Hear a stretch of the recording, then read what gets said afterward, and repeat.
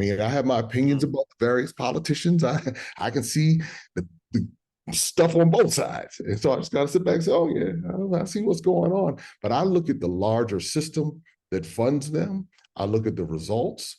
I go back and study historical context, and I go beyond 100 years ago. I want to go 200 years ago, 300 years ago. Take me back 500 years and help me understand why things are the way they are. What happened at the inception of this country? What was going on before this country even got started? What was happening in Haiti and in Brazil and in the islands and what we now know as Central America and other parts of South America? What was really going on the continent? Are we so different? What was, because sometimes we think that they were, I hear this thing all the time, I don't want to go to Africa because they sold my ancestors into slavery. I said, now, first, I said, that's one story that you have heard from who?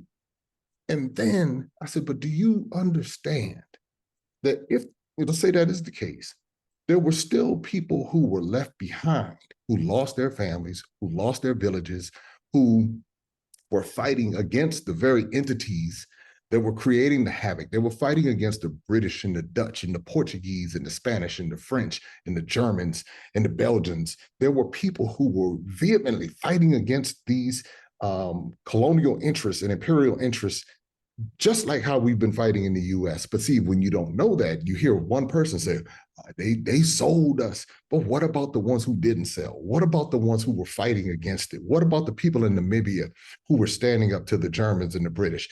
What about the Zulu who were taking it to the British and the Dutch? What about when you go over to Kenya and how they were taking it to the British? What about the ones who were fighting the Arabs in the East? You see, when you start putting all of this together, it's like there were people fighting this same system all of this time. But if I'm sitting in the US, I'm thinking that we're the only ones that went through it. What about down in Brazil and how they were, the indigenous people and the Africans were fighting the Portuguese? And then when you come down into Haiti and what was happening with the French and how the Haitians actually defeated the French, but then the French came back, and how the Haitians had to pay the French reparations in order for their freedom. Just the Italians over in Ethiopia and Eritrea. So you start going around the whole continent and you see that this story is much larger.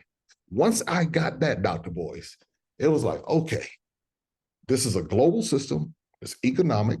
It's imperial as well as colonial. There are a lot of different layers in it.